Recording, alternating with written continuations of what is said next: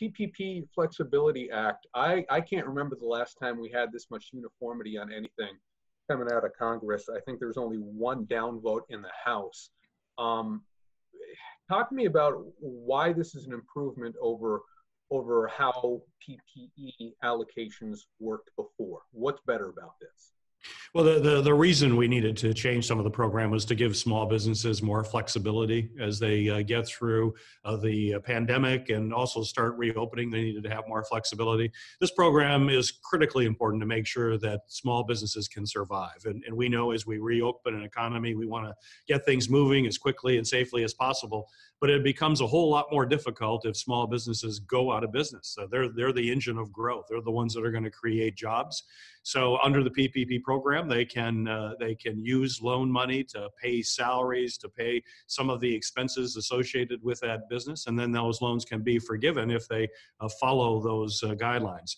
What happened was that we thought we needed to give those businesses more flexibility in terms of what they may need for fixed costs to stay in business, in addition to changing some of the formulas related to payroll, but also to have a longer window. Initially, it was 8 weeks. So now we know the pandemic is certainly going to be impacting businesses for longer than 8 weeks, and we wanted to make sure there was a longer runway for small businesses. The only thing I saw in there that I had a small question about, the threshold of, I think, 75% had to be used on payroll.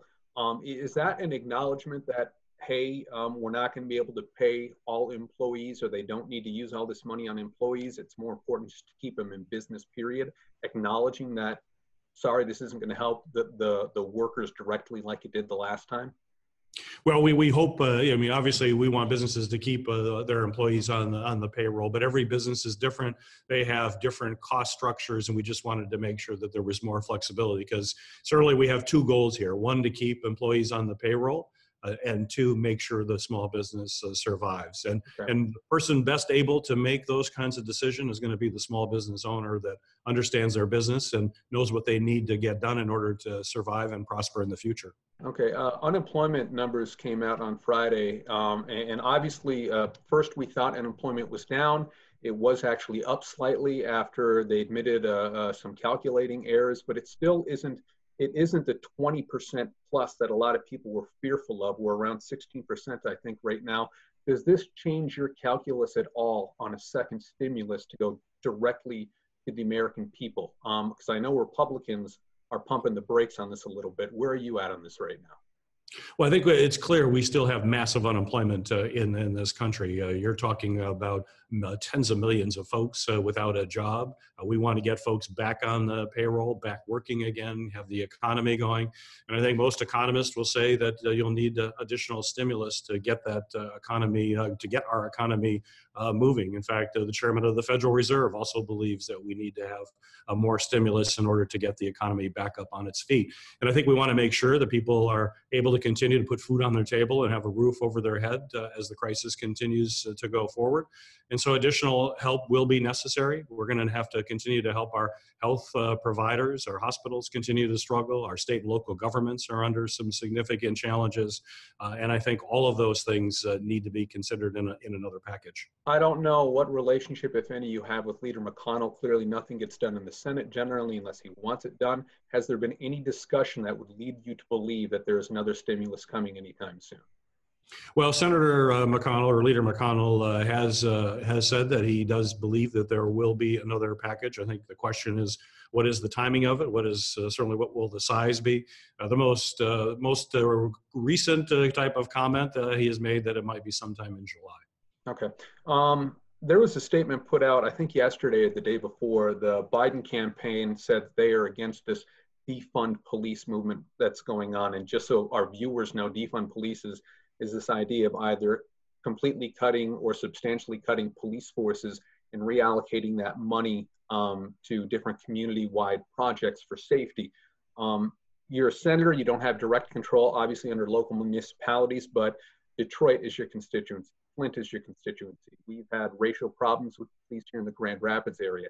Is this defund the police movement something with which you could get behind, or do you think it's a bad idea? Well, I think we need to continue to fund our police departments. We have to remember that our police departments are our first responders. They are protecting our communities and protecting citizens in our communities. We need to continue to provide funding to allow police and law enforcement to do their job.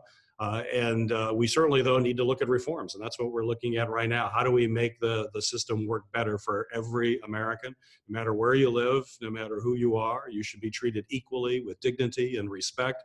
And reforms are certainly warranted, but we need to continue to fund local law enforcement. And those decisions, although the federal government is involved with a number of programs, those are decisions that are made by local communities.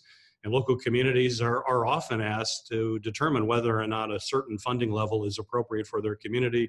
Police millages occur regularly throughout the state of Michigan, and often they get broad support from the community. But I believe that law enforcement and police are incredibly important, and believe we need to continue to fund their activities. You did lead right into my next question. I'm bringing up my notes. The House Democrats have already introduced some police reforms, and I'm just reading through some of the notes here.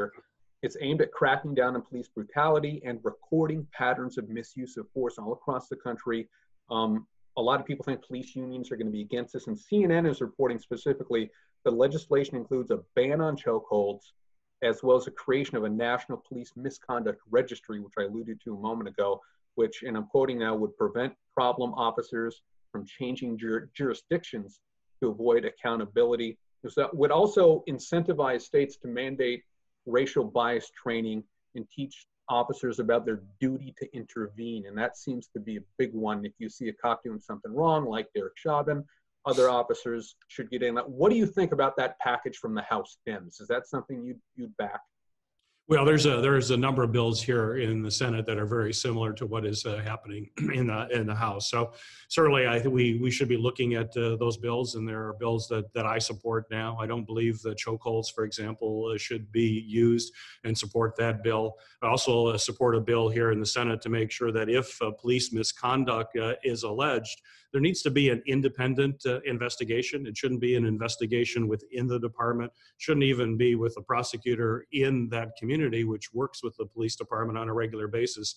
We need to have true independence. That's how you have credibility. That's how you have full transparency. These are meaningful reforms that I think will make a difference.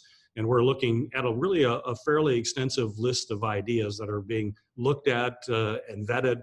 And I certainly hope to support some of those as they move forward. Okay, you're the ranking member on the FEMA Oversight Board, and you've been talking recently, we're already starting to get some estimates that this could be a really bad hurricane season. And feel free to talk about that in a moment in regards to this overall question I want to ask. But as far as oversight goes, we are seeing repeatedly in different committees, the White House isn't allowing key people to testify. We're seeing inspectors general fired and replaced with people who are sympathetic to the White House. My question overall is, what kind of power does an oversight committee actually have right now? Because to be perfectly blunt, Senator, they seem pretty toothless. Well, it's very difficult to get this administration to provide information. They do not have folks come forward to give testimony. It is a real challenge for us to provide oversight, and the American people demand that there is a checks and balances. Our founders, when they created this government, were very clear that Congress, the executive, and the judiciary are checks on each other, and they have to exercise their powers to keep each branch in check. But we have an administration right now that simply does not provide information to Congress on a timely basis and drags their feet in every opportunity. And that certainly makes governing difficult. And it certainly, I would hope, would be an outrage to the American people who believe that the American government should be transparent to taxpayers and to Congress in our oversight function. All that said, what is the Senate committee over FEMA? What are you trying to accomplish then with the powers that you do have, RE, this upcoming hurricane season in the middle of a pandemic? Well, the resources are going to be stretched for FEMA. In fact, just today we did have a FEMA oversight hearing. We had the administrator of FEMA and folks in charge of oversight of the supply chain. very concerned about resources for FEMA because they are going to be stretched very thin, because it's not only hurricanes, but a whole long list of other natural disasters that we have seen, from flooding that we had here in Michigan just recently in the Midland area, for example. The one thing that we know is the climate is changing in our planet, that the weather events are becoming more extreme, and they are also coming in increased frequency. And that means FEMA is going to be tasked with a greater set of responsibilities in the years ahead. I've actually done a comprehensive report out of the Homeland Security Committee, looking at the cost to taxpayers, and say, when we have these kinds of natural disasters, when we rebuild, we have to rebuild with greater resiliency, because we know another storm is coming, and that other storm may be even more severe.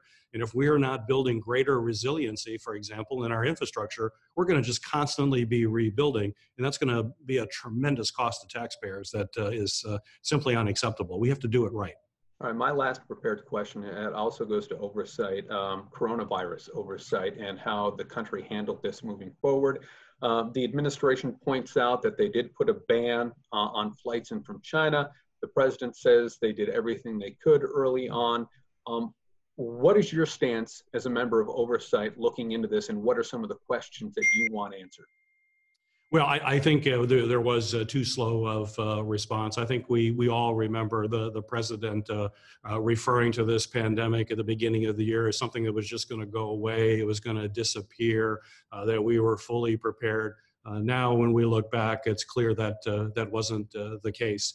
I'm still focused, however, on going forward. We're still not through this crisis. We've got to make sure we have more testing capabilities available for states and local governments. We need to make sure folks have access to personal protection equipment. All of those things, we are still struggling to get the numbers necessary to get us through. But there's going to have to be a lot of oversight after that to look back. What are the lessons learned? Because unfortunately, pandemics are just part of human history. We will have another pandemic at some point in the future, and we certainly have to learn from missteps that certainly occurred in the early stages of this pandemic to make sure that does not happen again in the future.